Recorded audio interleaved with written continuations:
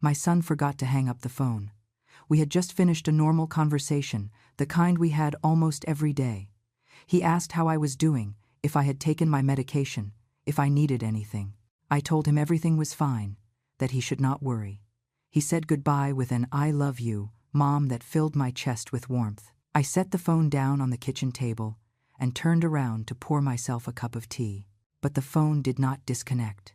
The screen was still lit up, and then I heard his voice again. Only this time, he was not talking to me. He was talking to Jessica, my daughter-in-law. "Just wait until the bank approves the loan for $180,000 in my mom's name. Then we are going to take the money and run. We will keep it all." I stood paralyzed with the kettle in my hand.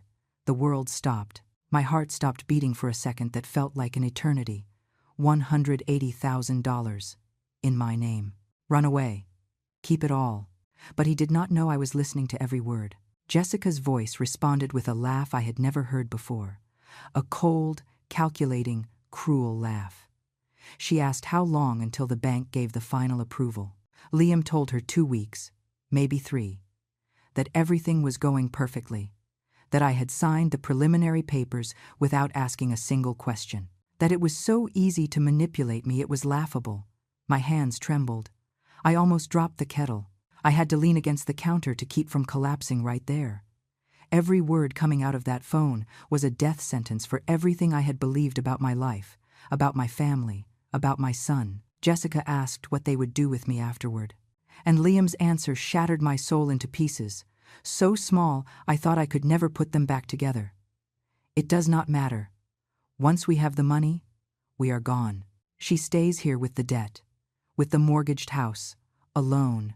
By then we will be in another state, maybe another country." My daughter-in-law laughed again.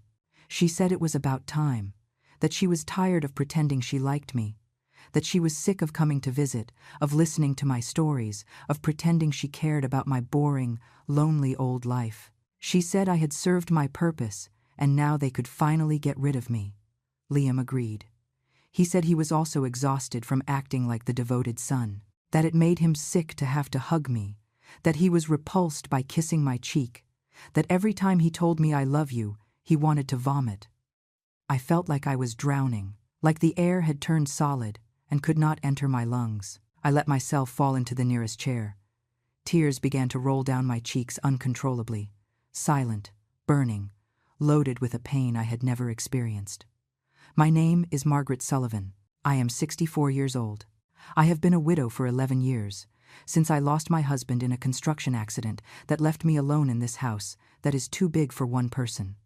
Since then, Liam has been my only reason for living, my only son, the man in whom I deposited every hope, every dream, every drop of love left in my body. And now I was discovering that it had all been a lie. I kept listening because I could not move, because even though every word killed me a little more, I needed to know how deep the betrayal went.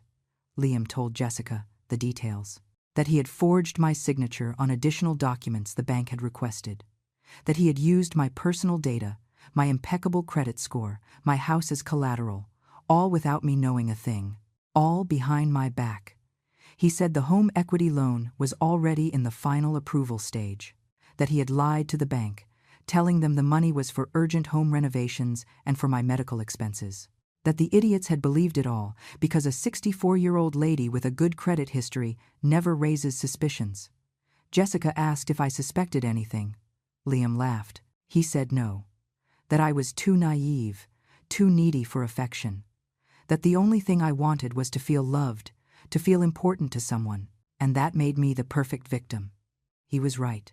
That was exactly what I wanted, to feel loved, to feel that I still mattered to someone in this world. But I never imagined my own son would use that need as a weapon to destroy me. They talked about the practical details, about how they would transfer the money to offshore accounts as soon as they received it, about how they already had contacts who would help them move the cash without leaving a trace. Jessica mentioned she had started packing her valuables little by little so as not to raise suspicions when the moment came to disappear. Liam said that in a month, 2 at the most, they would be living their new life, far away from me, far away from this town, far away from the burden I represented to them. And I would stay here, facing the banks, the lawyers, the debt collectors. Ruined, destroyed, alone. Jessica asked if I would have any way to pay the debt. Liam answered no. That my only income was my Social Security check and the savings I had left, which would not even reach enough to cover the interest. That I would probably lose the house, that I would end up on the street or begging for help from some distant relative who barely knew me, and he did not care. My son did not care if his mother ended up in misery. On the contrary, he sounded almost satisfied when he said it. I do not know how long I sat there, with the phone broadcasting my own death sentence. Finally, Liam must have noticed something on his cell screen because suddenly he went quiet. I heard a curse word, realizing the call was still active, and then the sound of the disconnection. The silence that followed was deafening. I stayed staring at that phone as if it were a cursed object, as if it had just transmitted a message from hell. My hands were shaking so much I had to interlace them on my lap to make them stop. The tears would not stop falling. I cried for the mother I had been, for the years I had given, for the sleepless nights when Liam was little and had a fever, for the 2 jobs I held down for years so he could go to a good prep school and university, for my husband's jewelry I sold to pay for his books, his clothes, his whims. I cried for the money I gave them when they got married, for the down payment on their first condo that came out of my savings, for the 8 months during the pandemic when I supported them while they were not working, 8 months where they lived off my pension and the little I had left, while I ate the bare minimum so they would lack nothing. I cried for every hug I had believed was real, for every I love you that I now knew was pure theater, for every visit I thought was because they missed me, when in reality they were just waiting for the perfect moment to deal the final blow. I felt like the stupidest woman on the planet. How did I not see it coming? How did I not notice something was wrong? How could I be so blind, so naive, so pathetically needy for love that I did not see the trap until I was completely inside it? I cried until I had no more tears left, until my body was exhausted and my throat burned. And then, in the middle of that terrible void, something else began to grow inside me. It was rage, pure, cold, crystalline rage. It was not the kind of rage that makes you scream or break things. It was something deeper, more dangerous. It was the rage of a woman who had given everything and now discovered her generosity had been interpreted as weakness, that her love had been seen as stupidity, that her trust had been used as a tool for her own destruction. I wiped my tears. I took a deep breath, and in that moment, I made a decision that would change everything. I was not going to confront them. Not yet. I was not going to let them know I had discovered their plan, because if I did, they would find another way to hurt me. They would change strategy. They would become more careful. And they would probably end up achieving their goal anyway. No, I had to be smarter than them. I had to think. I had to plan. I had to become something I had never been before. I had to become their worst nightmare. That night I could not sleep. I stayed in bed, staring at the ceiling, reliving every moment of the last few years. Every memory I had treasured as something precious was now tinged with a different light, a dark light that showed me the truth I had been denying myself to see. Liam was born when I was 26. It was a difficult pregnancy. I was on bed rest the last 4 months because the doctor feared I would lose him. My husband worked 12 hours a day so I could stay home and take care of myself. When Liam was finally born, I thought he was the most beautiful gift life could give me. I raised him with all the love in the world. When he was 5, his father died in a workplace accident. A steel beam fell wrong at a construction site and crushed him. He died instantly. It left me alone with a small child, a house with a mortgage, and barely enough money to survive 2 months. I could have given up. Many people told me to give Liam to my sister Patty, who had a better financial situation, to do it for his own good. But I could not. He was my son, my reason to keep breathing after losing my husband. So I got 2 jobs. During the day, I worked as a secretary in an accounting firm. At night, I cleaned offices downtown. I slept 4 hours, sometimes 3. Liam stayed with a neighbor who charged me almost nothing because she felt sorry for my situation. I would get home at 2 in the morning, check that he was okay, sleep a little, and by 6, I was already up making him breakfast. That is how I lived for years. My body began to deteriorate. I developed back problems from carrying so much weight cleaning. My knees began to fail me. But it did not matter, because Liam grew up healthy, happy, with good grades in school, and that made it all worth it. When he turned 15, he wanted to go to a private prep school. His friends were going there, and he did not want to be left behind. The tuition was almost double what I earned in a month. I had to sell the few pieces of jewelry my husband had given me. A gold necklace he gave me on our anniversary, pearl earrings that belonged to my mother, a ring with a small emerald that was my most prized possession. I sold them all, and with that money, I paid for his first year at that school. Liam was so happy he hugged me and told me I was the best mother in the world, that when he grew up he would pay me back for everything, that he would buy me a bigger house, that he would take me on a trip, that I would never have to work so hard again. I believed him. I clung to those promises as if they were the only thing keeping me alive. He kept studying. He got into university, an expensive, prestigious university. I had to take out a loan to pay for his first semester, then another for the second. I worked double shifts for 4 years to keep him in school. I sold my husband's car that I had kept as a keepsake. I sold furniture. I sold everything that had any value. Liam graduated with honors. That day I cried with happiness. I thought finally all the sacrifice had been worth it, that my son would have a better future than mine, that he would never go through the hardships I had gone through. He got a good job. He made good money, but he never offered financial help. At first, I thought it was normal, that he needed to establish himself, save, build his own life. I kept working, paying off the debts I had acquired for his education, but I did not complain. He was my son. I had done it for love. Then he met Jessica. He introduced her to me at a family lunch. She was pretty, polite, nice. I liked her from the first moment.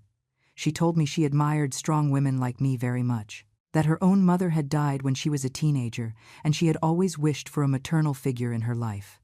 I opened my heart. I welcomed her like the daughter I never had.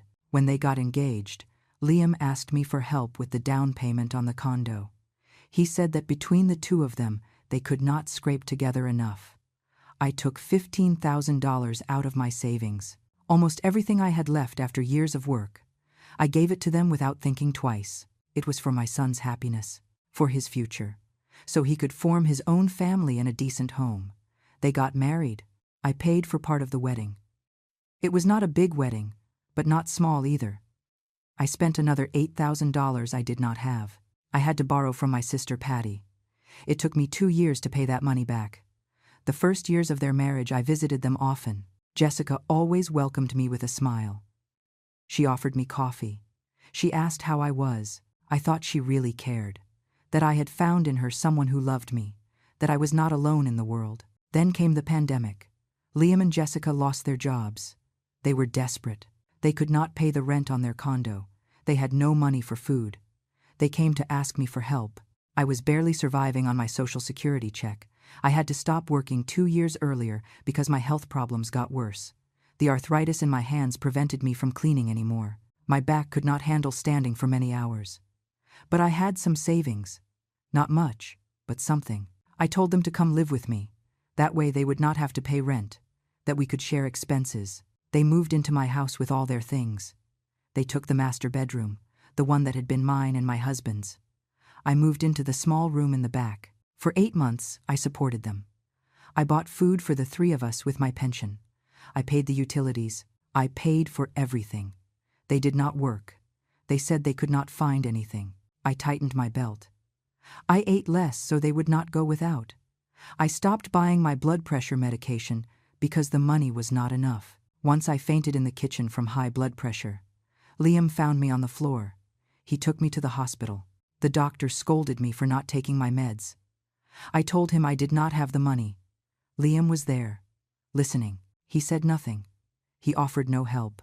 He just took me back home and went on with his life as if nothing had happened. Finally, they found jobs. But they did not leave my house.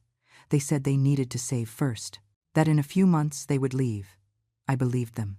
6 more months passed, then a year. They were still in my house. I was still paying most of the expenses because they said they needed to save their money for the future. When they finally left, I breathed a sigh of relief in a sense, not because I did not want them close, but because my finances were destroyed. I had spent all my savings. I had borrowed from friends. I was in debt up to my neck, but I told them nothing. I did not want them to feel bad.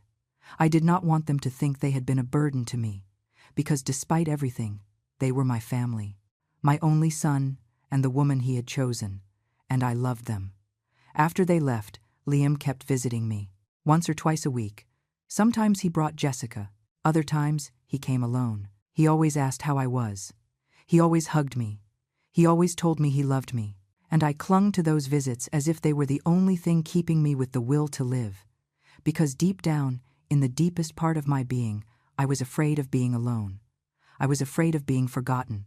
I was afraid that one day I would stop mattering to anyone and turn into an invisible old woman who dies alone in her house without anyone noticing. Now, lying in my bed, staring at the ceiling in the dark, I understood that fear had turned me into easy prey. I had been so desperately needy for love, so pathetically anxious to feel important, that I did not see what was in front of me. I did not see that Liam only came when he needed something. I did not see that Jessica only smiled when it suited her.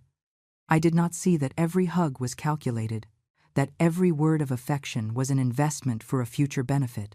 I had been blind, stupid, naive. But I would not be anymore. I got out of bed even though it was 4 a.m. I went to the kitchen and turned on the light. I took out an old notebook I used to write down recipes. I tore out the used pages and started writing. I wrote every detail I remembered from the conversation I had heard. Every word, every name, every figure. $180,000, loan in my name, forged documents, plan to flee.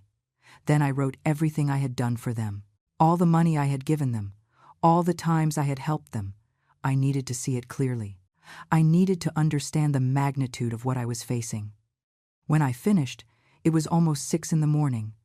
I had filled 10 pages of sacrifices, of unrequited love, of betrayed trust. I hid the notebook in the deepest drawer of my dresser. No one would look there. Then I made myself a coffee and sat down to think. I had to act with intelligence. I could not let myself get carried away by emotion. I could not confront them yet. I needed a plan. I needed proof. I needed to be completely sure of every step I would take. Because this time, it was not just about me. It was about justice. It was about preventing them from destroying me. It was about making sure they paid for what they were about to do to me.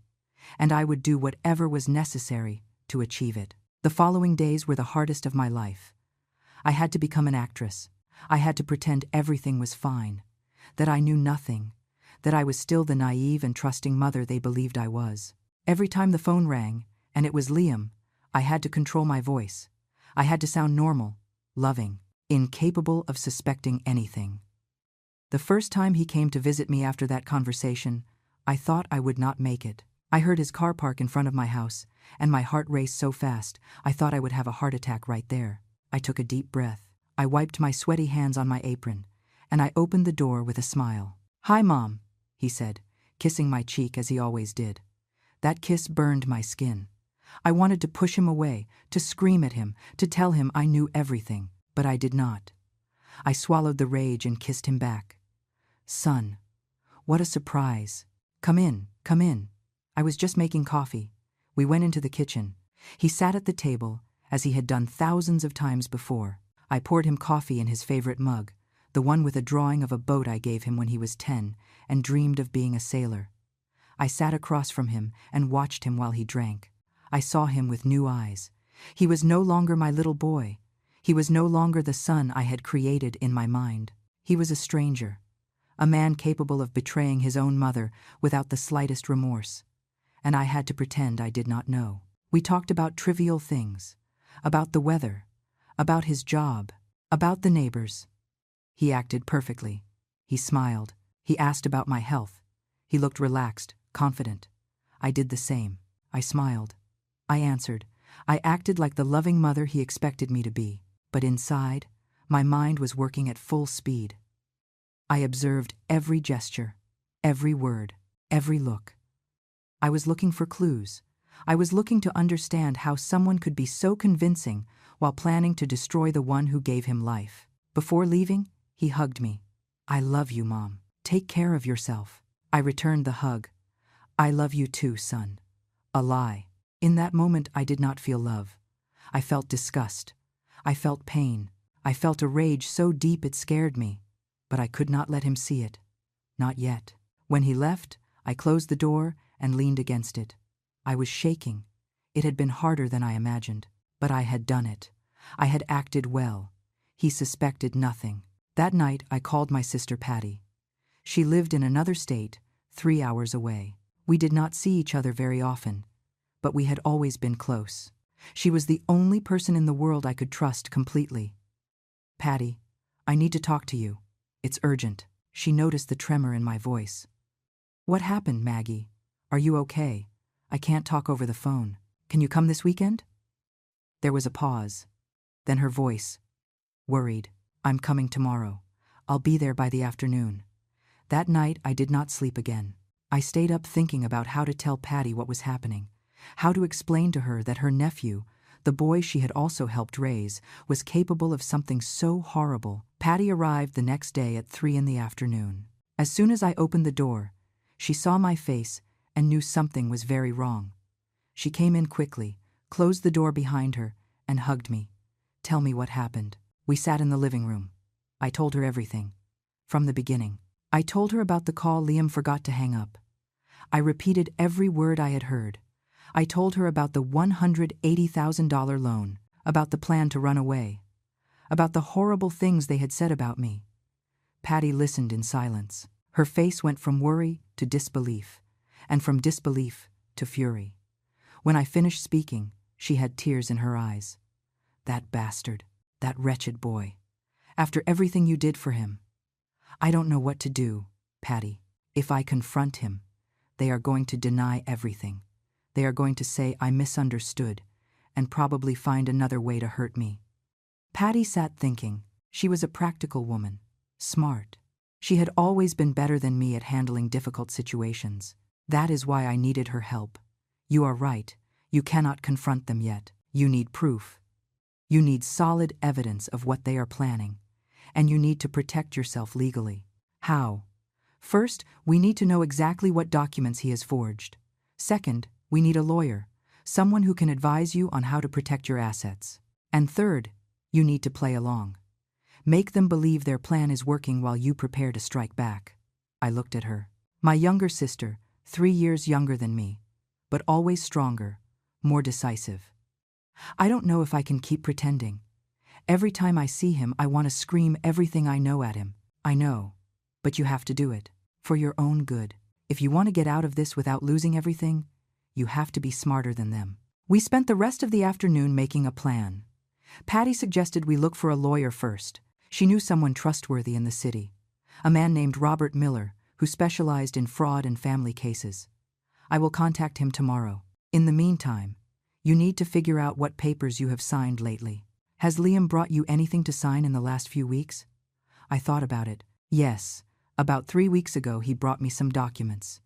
He said they were to update my health insurance information, that it was just paperwork. I signed without reading much. I trusted him. Patty closed her eyes. "Damn it. Maggie, those were not health insurance papers. They were probably bank documents." Panic invaded me. What do I do? It is too late. No, not yet. If the bank has not approved the loan yet, there is still time. But we need to act fast. Patty stayed with me that weekend. We slept little. We spent hours going over every detail, every conversation I had had with Liam in the last few months. Every visit, every call. We were looking for patterns. We were looking for signs I had ignored. And we found them. Many. Liam had started asking me about my house about 6 months ago. What was it worth? If it was completely paid off? If I had ever thought about selling it? I thought it was simple curiosity. Now I understood he was appraising my assets. He had also asked about my bank accounts. How much money did I have saved? Where did I keep it? If I had investments, I had told him everything. Because he was my son.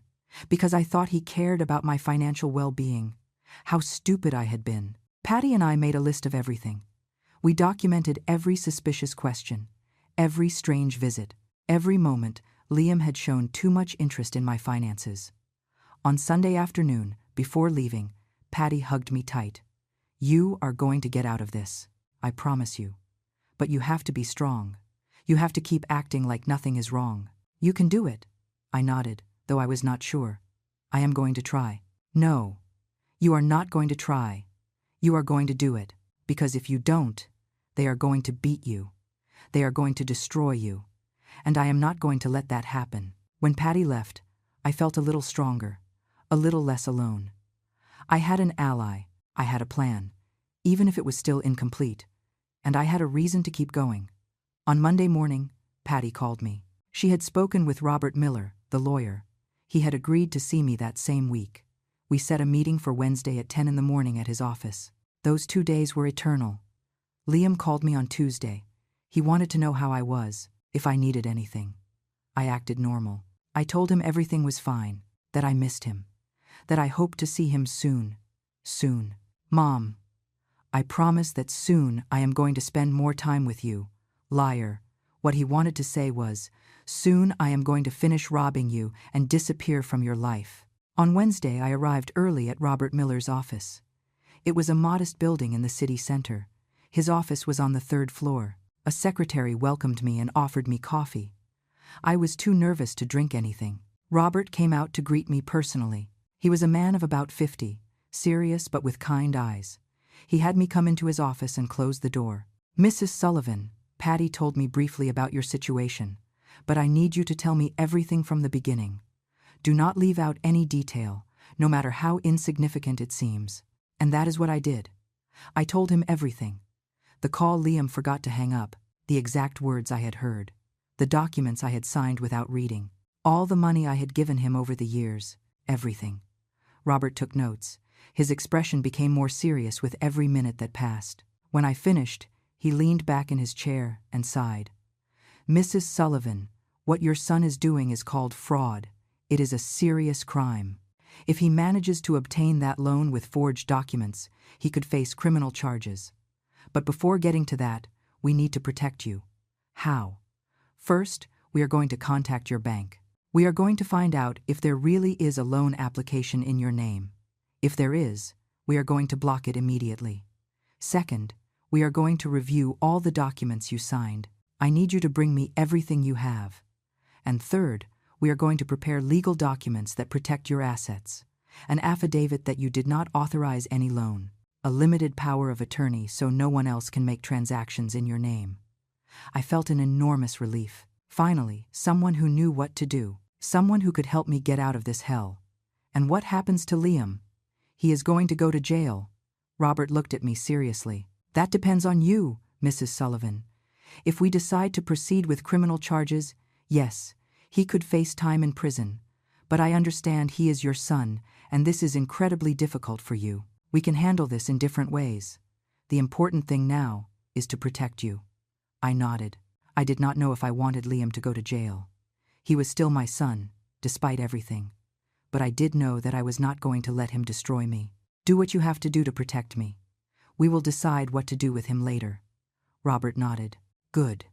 We are going to start today.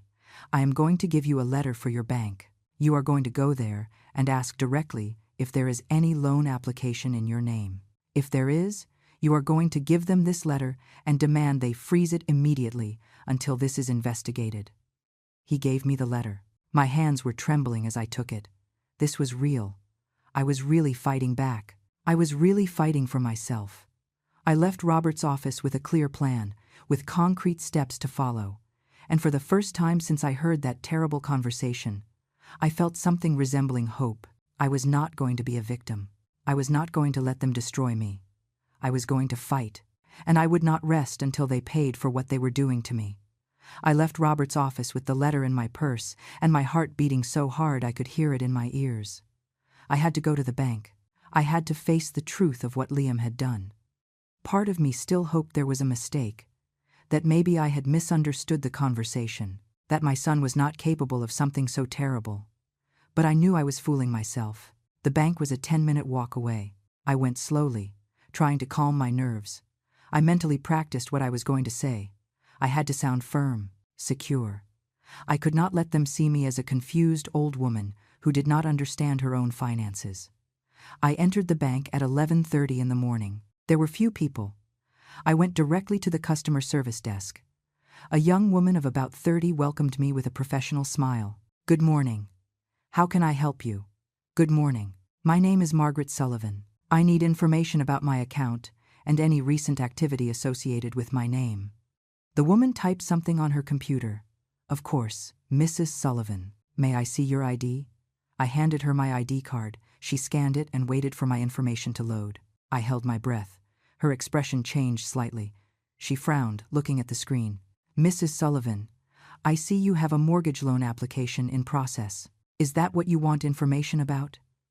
My soul fell to the floor. It was true. Everything was true. Liam had really done it. "I did not apply for any loan," I said, trying to keep my voice steady. "I need to see all the information related to that application." The woman seemed confused. "But it says here you came in 3 weeks ago with your son, that you signed the initial documents. We even have your digitized signature." They tricked me. My son told me they were papers to update my health insurance. He never told me it was a loan. Here I have a letter from my lawyer. I handed her the letter Robert had given me. She read it quickly, and her expression became serious. "Mrs. Sullivan, this is very serious. I need to call the manager. Please, wait a moment." She got up and disappeared into an office in the back. I stayed seated, trying to control the shaking in my hands. Other customers entered and left.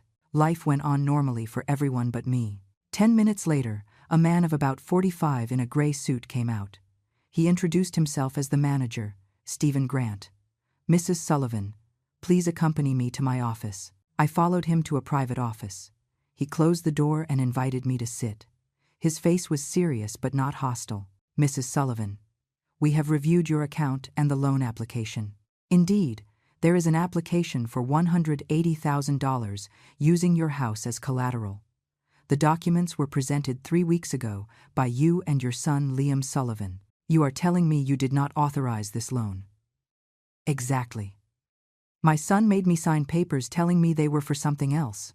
I trusted him. I did not read what I was signing. But now I know he is planning to keep that money and disappear, leaving me with the debt. Stephen rubbed his face wearily. "This complicates things a lot. The loan is in the final approval stage. In fact, it was scheduled to be disbursed next week." I felt the floor opening under my feet. "Next week? But you have to stop it. I do not want that loan. I cannot pay it. My only income is my Social Security." "I understand, Mrs. Sullivan, and we are going to freeze the application immediately while it is investigated.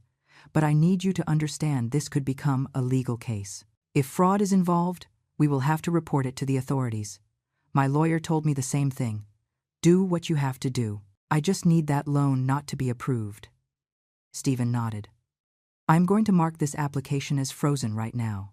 No one will be able to touch anything until it is resolved. I am also going to need you to sign some documents declaring that you did not knowingly authorize this loan." I signed everything he put in front of me. This time I read every word, every line.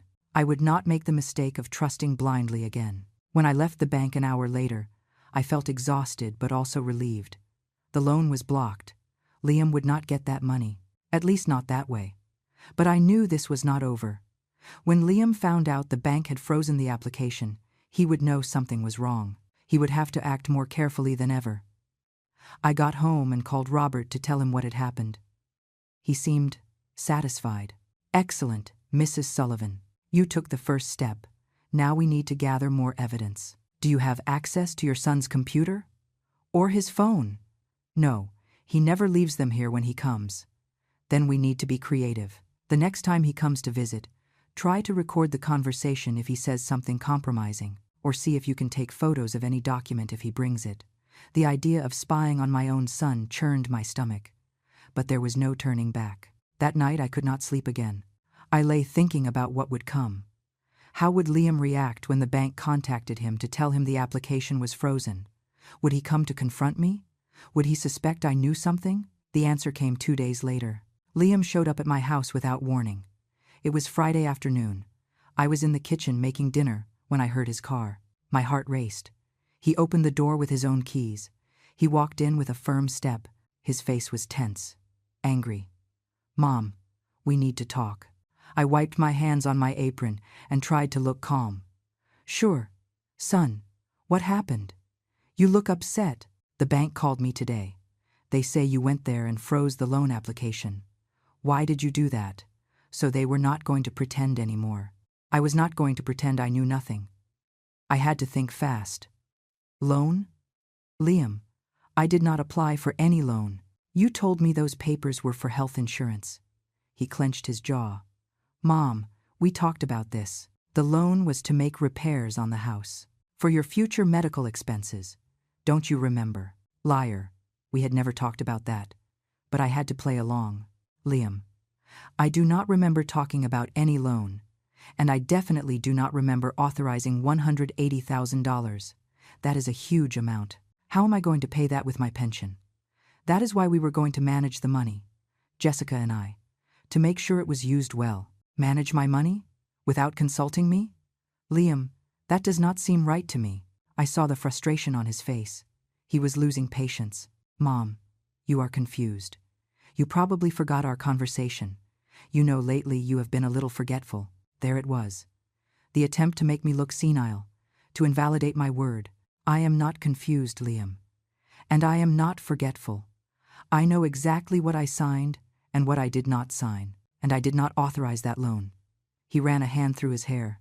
He was nervous, worried. His plan was falling apart. "Then call the bank and tell them it was a misunderstanding, that you do want the loan." "I am not going to do that." "Why not?" "Because I do not need that money, and I do not want to go into debt at my age." Liam looked at me with an expression I had never seen before. There was rage in his eyes, resentment, almost hate. "You know what? Mom, you have always been like this. Always complicating things. Always being difficult. Difficult? I am the difficult one. Liam, I have given you everything. Everything I have. And I have never asked for anything in return." "Exactly. You never asked for anything because you have always wanted me to feel guilty, to feel I owe you something. Well, you know what? I am tired of carrying that guilt." His words hit me like slaps. But I could not let him see me weak. "No one asked you to carry anything. I just wanted you to be happy, to have a good life. Well, I have it. And I do not need you to keep treating me like a child who depends on you." He turned to leave. But before reaching the door, he stopped. "Think about it carefully, Mom. That loan was for your own good, to secure your future. If you do not accept it, I do not know how you are going to survive when you can no longer take care of yourself." It was a thinly veiled threat. He was telling me that if I did not cooperate, he would abandon me. "I will manage. I always have." He left, slamming the door. I heard his car start and speed away. I let myself fall into a chair. I was shaking from head to toe. It had been horrible. But it had also been revealing. Now Liam knew I was not going to cooperate, and that made him dangerous. I called Robert immediately. I told him what had happened. "It was to be expected," he said. "Now he is going to try something else. He may try to gain access to your accounts another way, or try to pressure you emotionally. You have to be prepared." What do I do? Keep acting normal as much as possible. Do not give him reasons to think you know about the full plan. Just stand firm that you do not want the loan. And document everything, every conversation, every interaction. That night I started a journal. I wrote everything that had happened since I heard that terrible conversation, every detail, every emotion, every confrontation. Because I knew this was going to get worse before it got better, and I needed to be ready for whatever came. The next few days were deafeningly silent. Liam did not call. He did not come to visit. It was as if he had disappeared from my life. And that hurt more than I wanted to admit. Despite everything I knew, despite the betrayal, part of me still missed my son. Or at least I missed the illusion of what I thought we had. Patty called me every day. She asked how I was, if I had heard from Liam, if I needed her to come stay with me. I told her I was fine, although it was not true. I felt empty, exhausted, like I had aged 10 years in a week. It was Robert who pulled me out of that emotional paralysis. He called me Tuesday morning. "Mrs. Sullivan, I need you to come to my office today if you can. I have important information." I arrived at his office at 2 in the afternoon. Robert was waiting for me with several documents on his desk. His expression was serious. "Mrs. Sullivan, I did some digging. I contacted the bank and asked for copies of all documents related to the loan application. What I found is worse than we thought." I felt dizzy. "What did you find?" "Your son not only forged your signature on the bank documents, he also presented fake proof of income in your name. He declared that you receive a pension 3 times larger than you actually receive. And he presented documents that supposedly prove you have investments of over $200,000. But I do not have investments. I barely have savings." "Exactly. Everything is fake. He fabricated documents to make it look like you have the ability to pay that loan. It is bank fraud, plain and simple." I felt nauseous. How could he do that? How did he get all that information about me? "You gave him access. Over the years, you gave him enough personal information so he could do this. Account numbers, your pension documents. He probably took photos or made copies when he lived in your house." He was right. During those 8 months they lived with me, Liam had access to everything. To my papers, to my documents, to my entire life. What do I do now? Robert leaned back in his chair. "We have 2 options. The first is to go directly to the police with all this. File fraud charges. Liam could face between 5 and 10 years in prison if found guilty." My heart tightened. As horrible as everything was, the idea of my son in prison tore me apart. "What is the second option?" "The second option is more strategic. We use all this information to protect you completely. We prepare legal documents that leave him without access to any of your assets, and then we confront Liam with the evidence, giving him the option to walk away from you permanently or face criminal charges. And if he chooses not to walk away, then we proceed with option 1. But at least we give him the chance to understand the gravity of what he did." I thought about the 2 options. Part of me wanted immediate justice, wanted Liam to pay for all the damage he had done to me, but another part, that maternal part that never completely dies, wanted to give him one last chance to do the right thing. "Let's go with the second option. But I want all the evidence ready in case he decides not to cooperate." Robert nodded. "I am going to prepare everything. In the meantime, I need you to do something for me. I need you to act as if nothing happened. If Liam contacts you, be cordial but firm. Do not mention anything we have discovered. Can you do that?" "I can try." But Liam did not contact me. A full week passed without a single call, without a single message. It was as if he had decided to punish me with his silence for not cooperating with his plan. It was Jessica who finally broke the silence. She called me on a Friday afternoon. Her voice sounded sweet, worried. "The perfect daughter-in-law. Maggie, it's Jessica. How are you? Liam told me you had a misunderstanding about the loan." Misunderstanding? What a convenient way to describe an attempted fraud. "Hello, Jessica. I am fine. Thanks for asking. Look, I know Liam got a little tense the last time you spoke, but it is just because he is worried about you. That loan really was to help you." Liar. She knew perfectly well what the real plan was. "I understand, Jessica. But I do not need that loan. I am fine financially." "Are you sure? Because Liam and I have been talking, and we think maybe you need more help than you admit. Maybe you should consider moving to a smaller place, selling this big house. We could help you with that." There it was, the next step in their plan. If they could not get the loan, they would try to get me to sell my house, and they probably expected to handle the sale money themselves. "This house is my home. Jessica, I do not plan to sell it." There was a pause. I could almost hear the wheels turning in her head, looking for another angle of attack. Sure. We just wanted you to know we are here for you. For whatever you need." "I know. Thanks." I hung up the phone feeling a mix of rage and satisfaction. They knew their plan had failed, and now they were desperate, looking for another way to access my money. I called Robert immediately to tell him about the conversation. He told me it was exactly what he expected. They are going to keep trying. They are going to try different tactics. Emotional manipulation. Making you feel guilty. Maybe even veiled threats. You have to stand firm. I will. That night, while I was in bed trying to sleep, I heard a noise outside. I got up and looked out the window. A car was parked in front of my house. I recognized Liam's car. My heart started beating faster. What was he doing there at 11 at night? Why didn't he knock on the door? I watched him for several minutes. He was sitting in the car, looking toward my house. The light from his phone illuminated his face. He was talking to someone, probably Jessica. After about 15 minutes, he started the car and left. He had not knocked. He had not tried to enter. He had just been there, watching. I felt violated, threatened. My own house no longer felt safe. The next day I told Robert what had happened. He suggested I install security cameras. Patty came that same weekend and helped me install a simple system. A camera at the front door and another in the back. If he shows up like that again, we will have evidence, Patty said. And he returned, 3 nights later. This time with Jessica. The two of them stayed in the car in front of my house for half an hour. The camera captured everything. Their faces, the license plate, the exact time. Robert reviewed the recordings.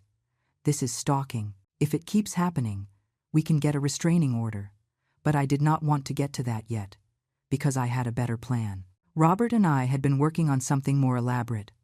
Something that would not only protect me, but would also completely expose Liam and Jessica. The idea came from Patty. She suggested that instead of just defending ourselves, we should set a trap for them. Make them believe their plan could still work, but with a variation that suited them less. Robert developed the strategy.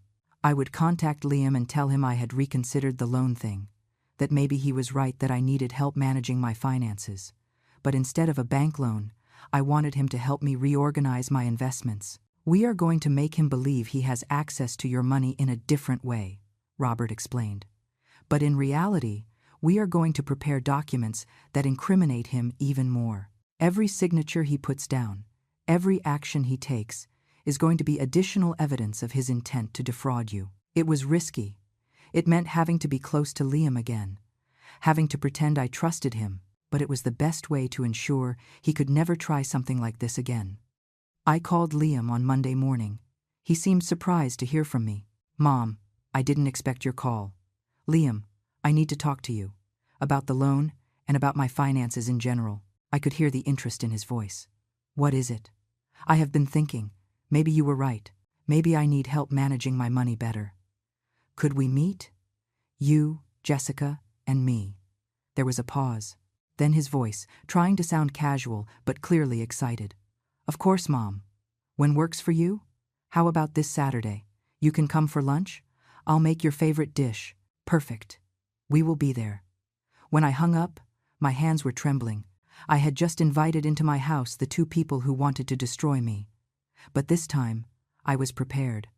Robert would come before to install a hidden recording device. We would record the entire conversation, every word, every proposal, every attempt at manipulation. Patty would be nearby, at a neighbor's house, ready to intervene if something went wrong. And I would have in my possession documents prepared by Robert that seemed to give Liam access to my finances, but actually gave him nothing. They would only compromise him more. Saturday arrived too quickly. I spent the morning cooking, trying to keep my hands busy so as not to think too much. Robert came early and placed the recording device inside a floral arrangement on the dining table. No one will notice it, he assured me. It will capture everything perfectly. At 1 o'clock sharp, the doorbell rang. Liam and Jessica had arrived. I took a deep breath, put on my best loving mother mask, and opened the door. Son, Jessica, so glad you came. Liam kissed my cheek. Jessica hugged me. All so normal, all so fake. It smells delicious. Mom, you made your famous chicken and rice, your favorite since you were a boy. We sat down to eat. The conversation was light at first. We talked about the weather, about their jobs, about nothing important, but I could feel the tension, the anticipation. They were waiting for me to bring up the topic of finances, and I did. After dessert, while we drank coffee, Liam, Jessica, I called you because I have been thinking a lot about my future, about my financial situation, and I think you are right. I need help. I saw how they looked at each other, a look of barely contained triumph. "We are here for whatever you need, Mom," Liam said. "I know, son. And that is why I want you to help me manage my money better, to advise me on investments, on how to make my pension stretch further." Jessica leaned forward. "We can help you with that, Maggie. In fact, we know people who can give you very good returns. I bet you do. Probably themselves, before disappearing with everything. I would like that. But I need you to explain well how it would work, what papers I would have to sign, what access you would need to my accounts." And they began to talk, to explain their plan. And the recording device captured every word. Liam and Jessica talked for almost an hour. They explained to me in great detail how they could help me invest my money, how they would need access to my bank accounts to make quick transfers when there were good opportunities, how it would be best if I gave them a broad power of attorney so they could act in my name without having to bother me with every decision. I nodded, asked questions, pretended to be interested and a little confused, like the naive old woman they thought I was. But inside, my mind recorded every word, every false promise, every lie disguised as financial advice. Jessica took out her laptop. She showed me charts and projections. Numbers dancing on the screen promising returns of 20, 30, even 40% annually. It was ridiculous. Anyone with minimal financial education would know those figures were impossible. But they assumed I knew nothing. "With an initial investment of about $50,000, Liam said, you could be generating passive income of several thousand a month, enough to live comfortably without worrying about anything." $50,000? But I do not have that much available money. Liam smiled. That smile that used to seem warm to me and now produced nausea. "That is why the loan would have been perfect. Mom, but since you did not want to accept it, we could start with your current savings. How much do you have in the bank right now?" It was a direct question. They wanted to know exactly how much they could steal from me. "I have about $35,000 in my savings account, and about $10,000 in checking." I saw how Jessica's eyes shined. $45,000. It was not what they expected with the loan, but clearly, it was enough to interest them. "That is perfect to start," she said. "With that amount, we can work wonders. In 6 months, you could easily double it." Lies. In 6 months, I would be at zero, and they would be on some beach spending my money. Sounds very good, but I need to be sure my money is protected. How does that work? Liam leaned toward me and took my hand. The gesture gave me chills. "Mom, trust me. I am your son. I would never do anything to harm you. Your money is going to be safer than ever, and we are going to handle everything so you do not have to worry about a thing." Exactly. I would not have to worry because I would have nothing left to worry about. "Okay, I trust you guys. What do you need me to sign?" Jessica took a folder out of her bag. She had documents already prepared. They had come ready to close the deal. "How convenient. These are simple power of attorney forms," she explained. "They just give us permission to act on your behalf in financial matters. They are standard. Everyone uses them." I took the documents and read them. Well, I pretended to read them. In reality, Robert had already shown me similar copies and explained exactly what they meant. They were not simple powers. They were extremely broad powers that would give them total access to all my assets. They could empty my accounts, sell my house, do whatever they wanted. "This says, you can sell properties in my name," I pointed out. Liam laughed. "Yes, but we would only do it if it were absolutely necessary. And always consulting you first, obviously." Another lie. I don't know. It scares me a little to sign something so broad. I saw frustration cross Liam's face briefly before he put his worried son mask back on. "Mom, if you do not trust me, then tell me. But remember, all we want is to help you, protect you, make sure you have a stable future." It was basic emotional manipulation, making me feel guilty for doubting, playing with my need to believe my son loved me. "It is not that I do not trust you, son. It is just that I am cautious." Jessica intervened with her sweetest voice. "And you are right to be cautious, Maggie. That is why we are going to do everything transparently. We are going to send you monthly reports of all your money movement. You are going to know exactly where every penny is." "Sure.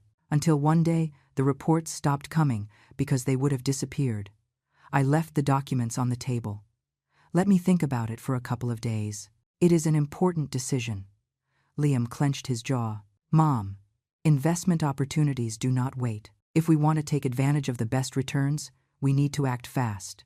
Just a couple of days, son, to be sure. I could see he wanted to press more, but Jessica touched his arm gently, a warning gesture. They could not seem too anxious. Of course, Mom, Liam finally said. Take your time. But not too much, okay? We really want to help you. They left shortly after.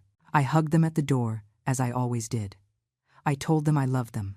They said the same. All perfectly normal on the outside, all rotten on the inside. As soon as I closed the door, I called Patty. She arrived in 5 minutes.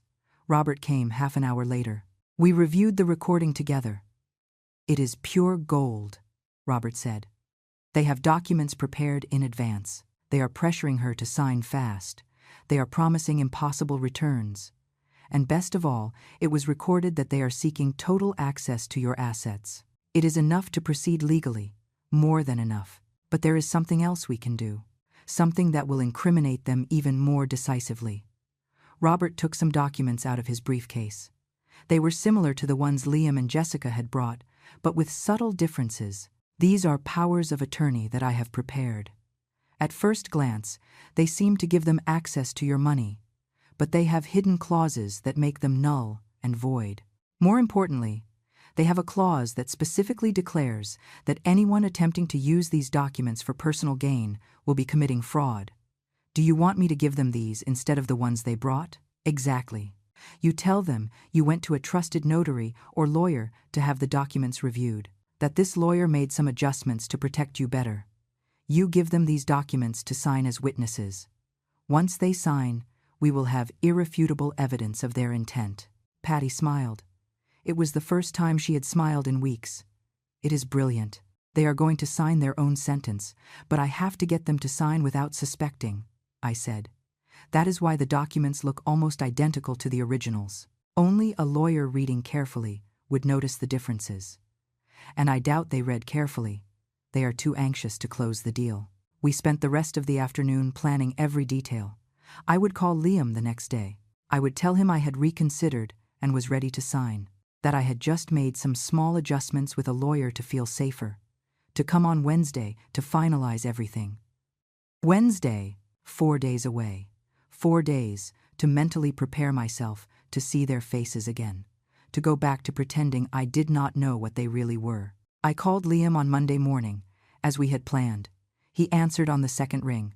Mom, how are you? Good, son. Look, I thought a lot about what we talked about, and you are right. I need help managing my money better. I am ready to sign those documents. Silence. Then his voice, trying not to sound too excited. That is excellent. Mom, I am glad you made that decision. When do you want us to come? How about Wednesday? But before that, I want to tell you something. I took the documents to a trusted legal advisor, a man who knew your father, just to have him review them and explain everything well to me. I heard tension in his voice. And what did he say? He said they were fine, but he made some small adjustments, added some clauses to protect me better in case something goes wrong. Nothing important, just legal stuff. Mom, you didn't need to do that. The documents we brought you were already perfect. I know, son, but it made me feel calmer. You understand, right? At my age, one gets a little paranoid. Another pause. Of course, Mom. I understand. Then on Wednesday you bring us those new documents and we review them. Perfect. I will see you at 1. I'll make something nice to eat. I hung up and stared at the phone. I had just set the trap. Now I just had to wait for them to fall into it. The following days were of constant anxiety. I slept little, ate less. Patty stayed with me to make sure I did not crumble. Robert reviewed and reviewed the documents, making sure everything was perfect. Wednesday dawned with a gray sky. Heavy clouds threatened rain. It seemed appropriate. I spent the morning cooking again. I needed to keep my hands busy. Robert arrived at 11. He placed another recording device. This one was more sophisticated. It had video as well as audio. It would be hidden on a bookshelf with a direct view of the dining table. After today, Robert said, we are going to have everything we need. Recordings, signed documents, complete evidence of criminal intent. We will be able to proceed however you decide. Patty was in the kitchen making coffee. She came over and hugged me. You are going to be okay. This is going to be over soon. And then you can start to heal. But I was not sure I could heal. Some wounds are too deep. At 1 o'clock sharp, the doorbell rang. Liam and Jessica had arrived, punctual as always, so reliable when it came to robbing an old woman. I opened the door. Smiles, kisses, hugs, the usual theater. We ate first. No one mentioned the documents during the meal. We talked about nonsense, about their work, about a neighbor who had moved, about nothing important. After coffee, I took out the documents, the ones Robert had prepared.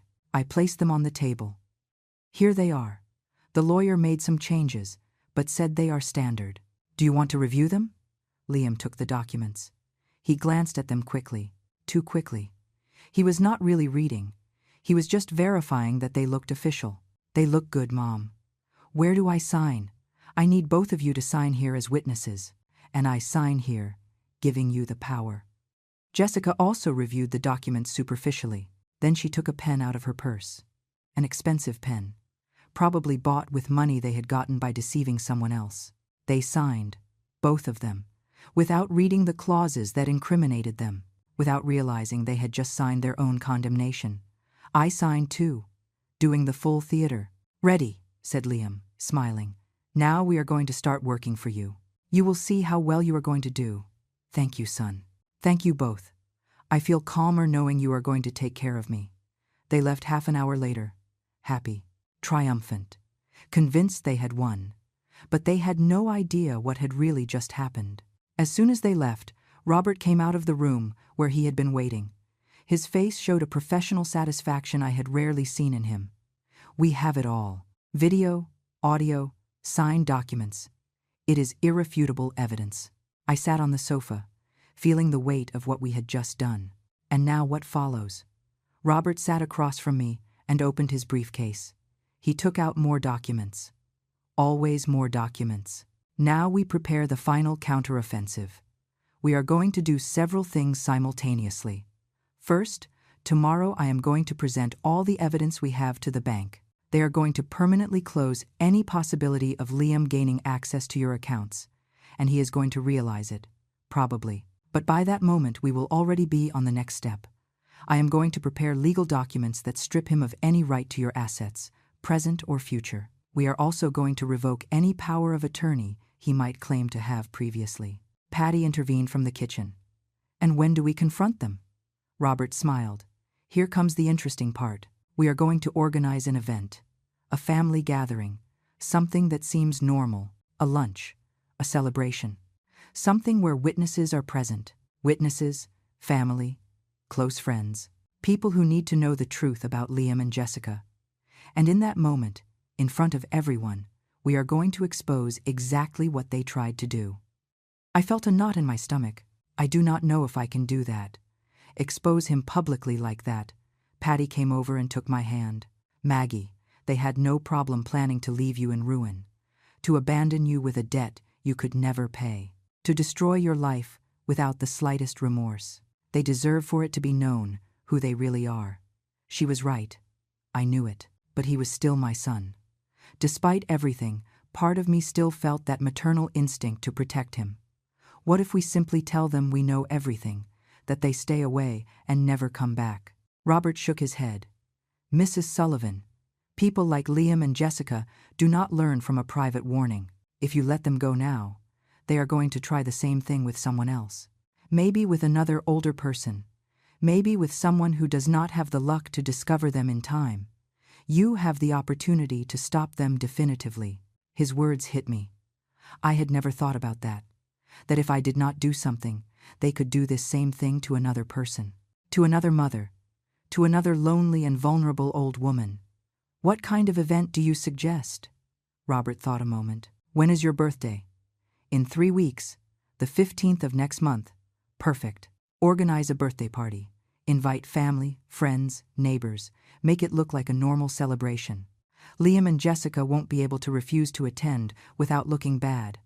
And there, in the middle of the party, we will make the revelation." Patty nodded enthusiastically. "It is brilliant. They are going to be relaxed, confident. They are not going to see what is coming." I spent the following days in a state of constant anxiety. Robert worked on all the legal documents.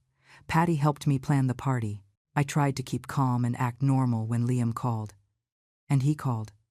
Almost every day now, asking how I was, saying that soon they would start moving my money to the investments, that I needed to give them my bank account numbers to make the transfers. I made excuses, that the bank had put in new security measures, that I needed to go personally to authorize certain movements, that they were taking time to process the documentation, anything to buy time. I could hear the growing frustration in his voice, but he could not pressure me too much without revealing his true intentions. 10 days before my birthday, I started sending the invitations. I called my sister Patty, obviously, my cousins Faye and Sylvia, who lived in the city, my neighbor Helen, who had been my friend for 20 years, some former co-workers, the people who had been part of my life for years, and, of course, I called Liam. "Son, I am going to have a small party for my birthday. Nothing big, just family and close friends. I would love for you and Jessica to come." "Of course, Mom. We wouldn't miss it for anything." He had no idea how true that was. The days passed slow and fast at the same time. Slow because the anxiety was eating me alive. Fast because every day brought me closer to the moment of truth. Robert finished all the legal documents. He showed them to me one afternoon in his office. "This is a preventive protection order. Once we expose Liam, this will prevent him from approaching you or trying to contact you. This other one is the formal revocation of any power he could claim to have. And this," he said, showing me the last document, "is the formal complaint for attempted fraud that we will present to the authorities." Is he going to go to jail? Depends on the prosecutor and how much they want to pursue the case. But with the evidence we have, it is very likely he faces criminal charges. I signed everything, every document, every page, this time reading every word. The night before my birthday, I could not sleep. I stayed awake thinking about everything that had happened, about the mother I had been, about the son I had raised, about how everything had ended here. I thought about the good moments, when Liam was small and hugged me saying I was the best mom in the world, at his graduation, when he cried with happiness and thanked me for all my sacrifices, at his wedding, when we danced and he told me he hoped to be as good a parent as I had been a mother. When had it twisted? When had the loving boy turned into the man capable of destroying his own mother? Or had he always been like that and I had simply refused to see it? Maybe I would never know the answer, but tomorrow I would know something more important. I would know that I had fought, that I had not let myself be destroyed, that even at 64, I still had the strength to defend myself. My birthday dawned sunny. A perfect day for a party. A perfect day for justice. The next 2 days were of unbearable tension. Liam called me every few hours, asking about the notary, insisting that we configure online banking.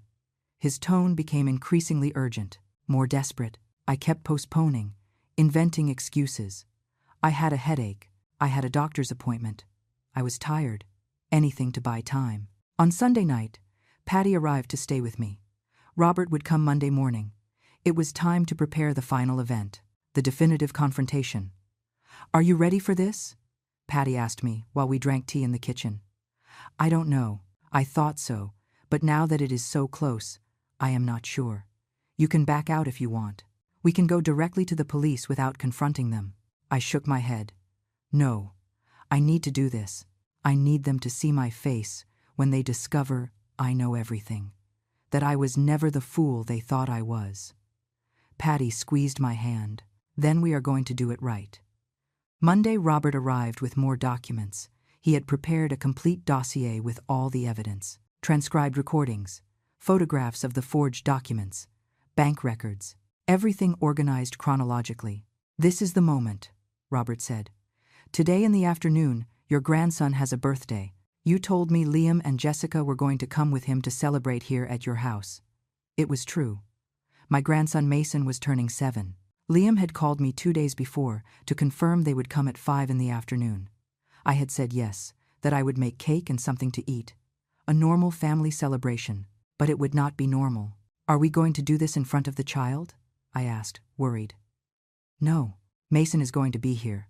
But at the moment of the confrontation, Patty is going to take him to the garden. He does not have to witness anything. But Liam and Jessica need to see that even on a special day for their son, you are no longer going to tolerate their lies. I passed the afternoon preparing everything. I made Mason's favorite cake. I prepared snacks. I decorated the living room a little with balloons. Everything had to look like a normal celebration until the exact moment. Robert hid the evidence in a large envelope in my room. Patty checked that her car was ready to leave quickly with Mason when necessary. I dressed in my best clothes. If I was going to do this, I would do it with dignity. At 5 o'clock sharp, they arrived. Mason came running in and hugged me. "Grandma, did you make my favorite cake?" "Of course, my love. Chocolate with strawberries." Liam and Jessica entered behind him. Tense smiles. I could see Liam was nervous. He probably expected me to bring up the topic of the bank, the powers, the access to my money again. We sang happy birthday. We cut the cake. Mason opened the gift I had bought him, a game he had wanted for months. Everything seemed perfect, a happy family celebrating. After the cake, Patty asked Mason if he wanted to see the new toys in the garden. He ran out excited. Patty looked at me before leaving. It was the signal. I stayed alone in the living room with Liam and Jessica. The atmosphere changed immediately. "Mom, we need to talk," Liam began. "The bank still hasn't processed the powers. A week has passed. Are you sure that lawyer exists?" I stood up without answering. I went to my room and took the envelope Robert had prepared. I returned to the living room and placed it on the coffee table. "Before we keep talking about banks and lawyers, there is something I need to show you." "What is that?" asked Jessica. "The truth." I opened the envelope and took out the first transcript. The one of the call Liam forgot to hang up. The one that had started all this. "This is a transcript of a conversation you had 5 weeks ago. A conversation I heard completely." I saw the color leave Liam's face. "Mom, I don't know what you are talking about. Let me refresh your memory." I began to read. "Wait just until the bank approves the loan for $180,000 in my mom's name. Then we are going to run and keep all the money." Silence. A silence so heavy I could feel it crushing the air in the room. Jessica tried to recover first. "Maggie, that is ridiculous. I don't know what you heard, but clearly you misunderstood." I took out more papers. "Did I also misunderstand this? The bank documents where you forged my signature? Or this? The fake income proofs you presented in my name? Or maybe this? The recordings of the 2 times you came to my house to convince me to give you total access to my money?" Liam stood up. "Mom, this is a huge misunderstanding. Sit down." My voice came out firmer than I expected. "I haven't finished." I took out the photographs. The ones showing Liam and Jessica parked in front of my house at night, watching me, stalking me. "I also have this. You 2 coming to my house at midnight, watching me, planning your next move." Jessica started crying. Fake tears. "We didn't want to hurt you.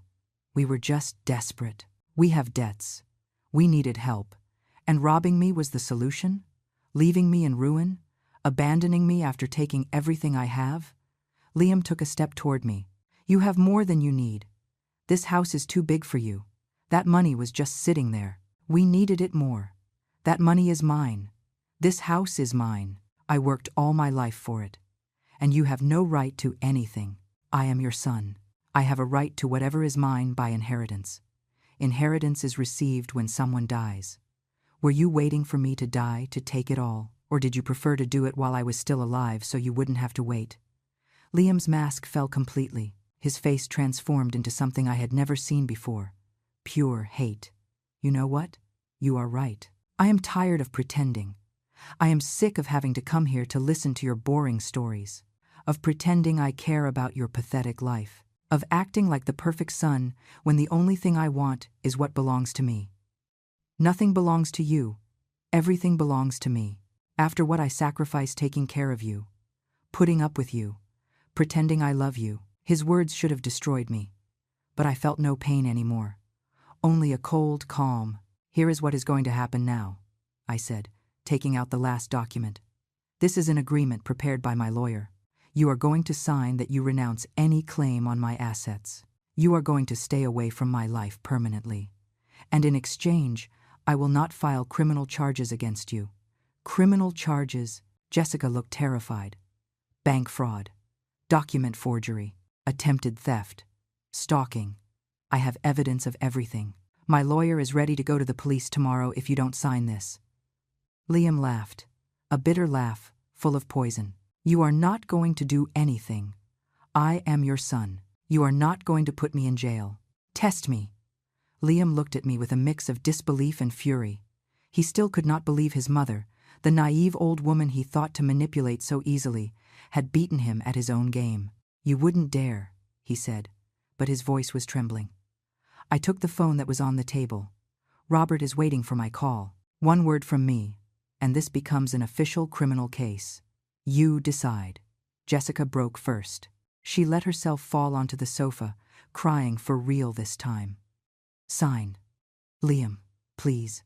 I don't want to go to jail. Think about Mason. You should have thought about Mason before planning to rob his grandmother, I said. Liam clenched his fists. I could see the internal battle on his face. Pride against reality, rage against fear. And if I don't sign, then tomorrow first thing I hand all this to the authorities. The bank already has your attempted bribery documented. I have witnesses. I have recordings. I have everything.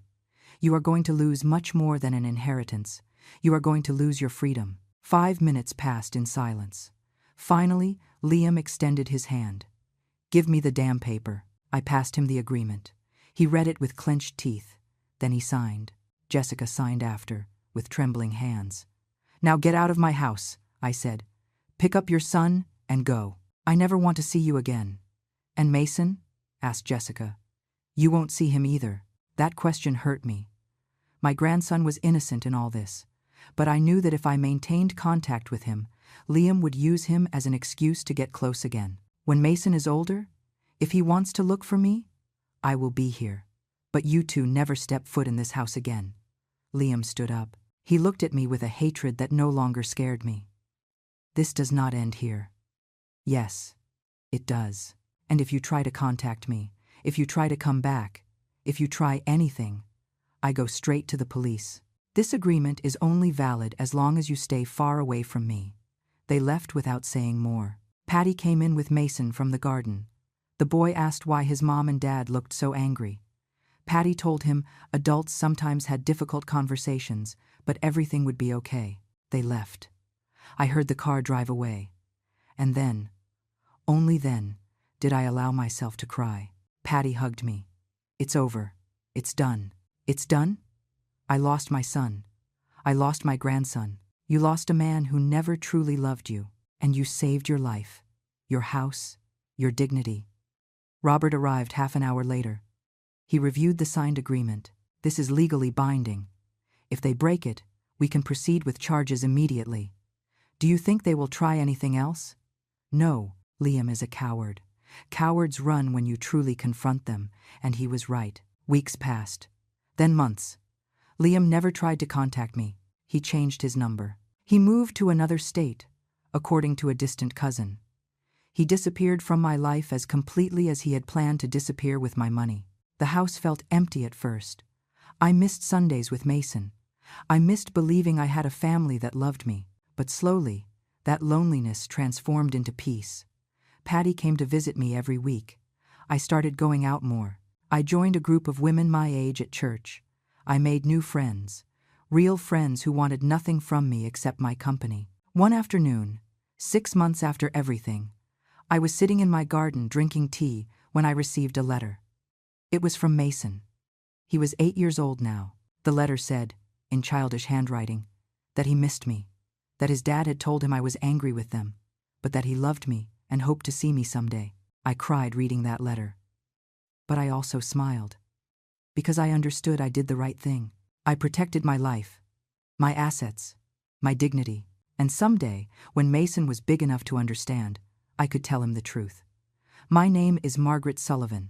I am 64 years old. I was betrayed by my own son. but I did not allow him to destroy me.